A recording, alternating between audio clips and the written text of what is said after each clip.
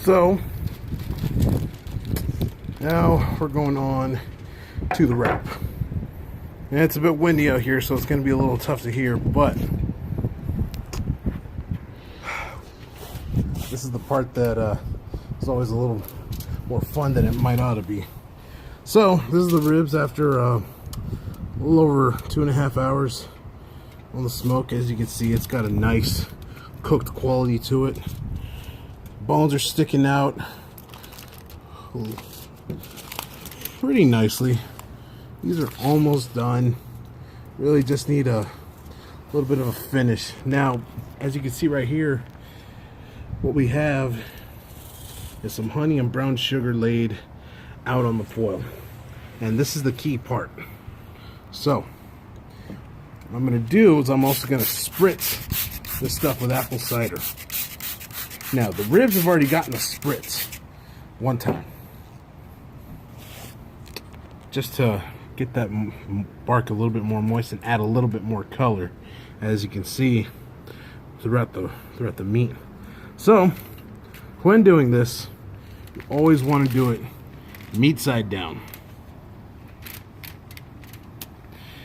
because if you think about it, when you go to wrap it, the meat is gonna have all of this stuff and all the juices focused on the main area underneath here. It's all gonna come back into it. Not only is this gonna help it cook faster, it's also gonna tenderize it. It's gonna really, really tenderize it. So on the back part, don't need to do too much brown sugar, but you know, why not? You know, like, as long as it's evenly distributed, you know, depending on how sweet you want it. Me, I love sweet with some spicy barbecue. Never fails. And also, gonna brush some nice hot honey on there.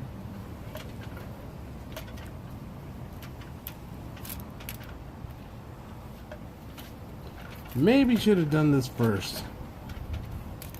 It's starting to bunch up a little bit on me.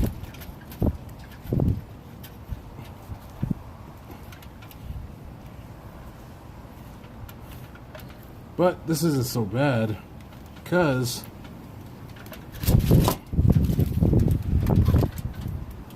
just gonna pour a little bit on there. Gets evenly distributed throughout.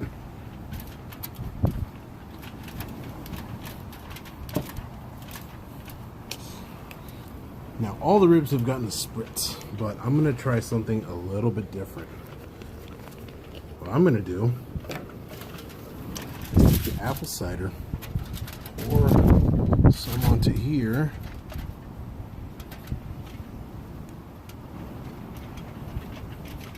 and then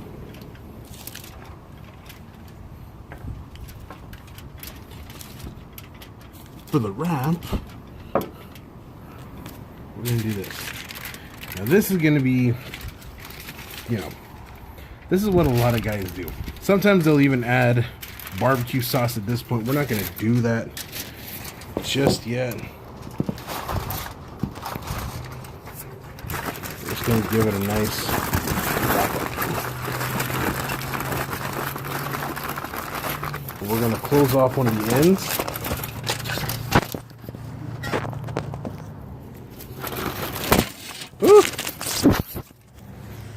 See, it sucks when you don't have a stand camera on. But, survive, right?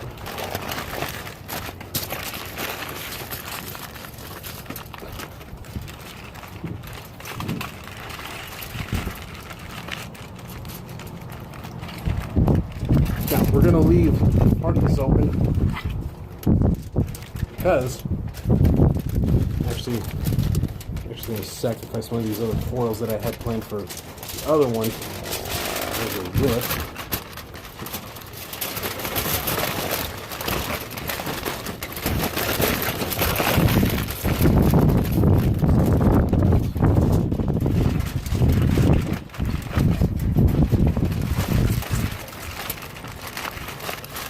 you can double insulate them, especially with something like this, when they're going to be exposed onto some heat, like we are.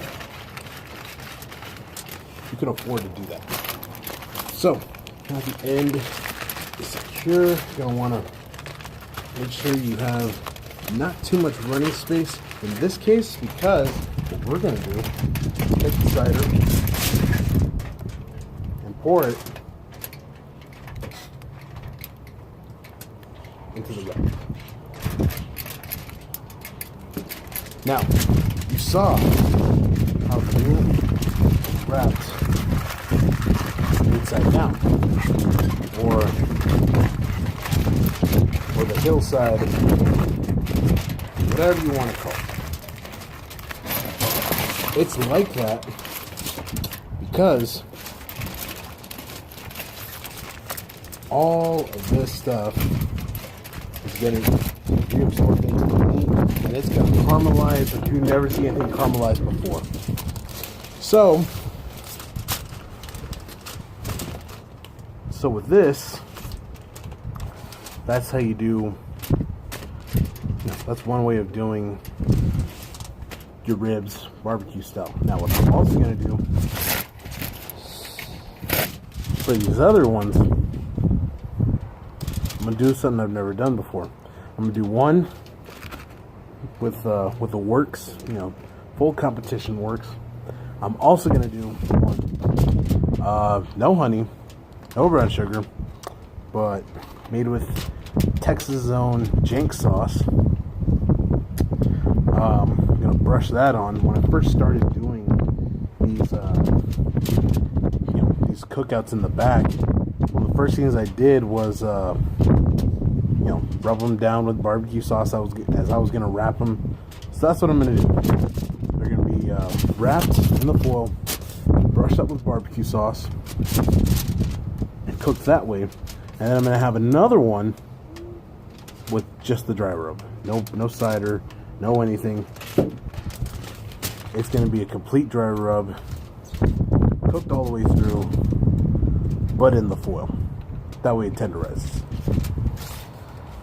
And yeah, and you will see the finished product, in a few hours. So, because not only do they have to rest, but they also have to, get the full cook. That's where you turn up the heat. In competition, it's all about how efficiently you can crank up the heat without, hurting the quality of the meat, making sure it's not overcooked. Because from what I understand, the measure of ribs is when you bite into them.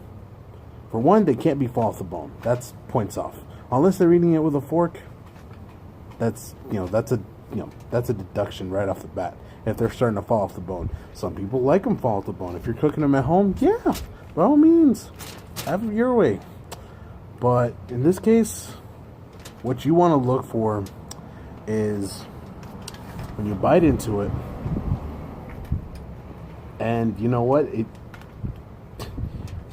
it's like this for a reason. When you bite into it, it comes off clean.